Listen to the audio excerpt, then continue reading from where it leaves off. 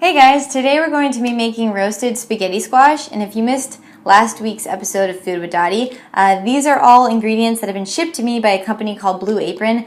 They're super cool. I discovered them on Facebook, and they basically ship to your house fresh, measured out ingredients to make a meal for about 2 people. And they come with these really easy to read instructional cards. This one's fun fact is brewer's yeast, a key component in brewing beer, is believed to help prevent the common cold and alleviate other ailments.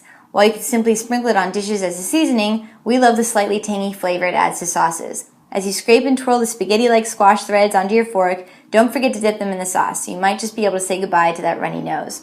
So this is the brewer's yeast. I've never cooked with that before, so I'm excited to use it. And okay, let's get started. The first thing you're going to want to do is preheat your oven to 500 degrees, and then we're going to start a pot of boiling water that we're going to cook the wheat berries in. This is another ingredient I've never used, and when it's cooked, it kind of looks like rice, and so I'm really excited to try it.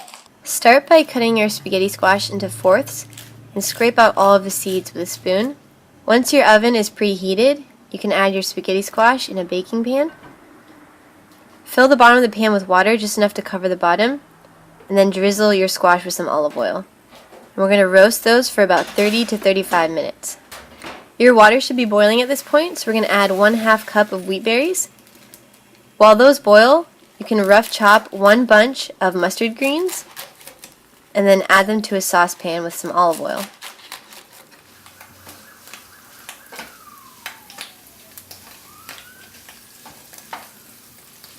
Once the mustard greens start to cook down a little bit, we're going to add some salt and pepper and 3 cloves of diced garlic.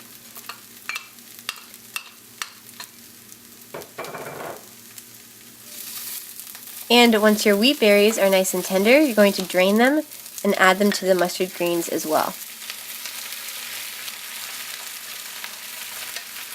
Then just reduce the heat to low and we can work on our sauce.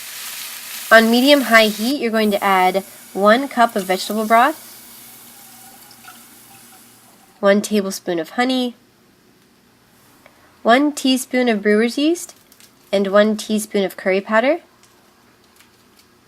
You're also going to add 1 tablespoon of butter. You're going to whisk all of that together. And before you serve your mustard greens, it's nice to top it with a little bit of freshly squeezed lemon juice. Now we can add all of our ingredients together on a plate. We're going to put our spaghetti squash, our mustard greens and wheat berries, and then we're going to top that all off with the sauce that we just made. And the spaghetti squash will look really pretty and taste even better with a little bit of fresh dill on top. Alright, here comes my favorite part of every cooking show, trying the meal. That was really good. I know I always say that, but everything we make here is super good.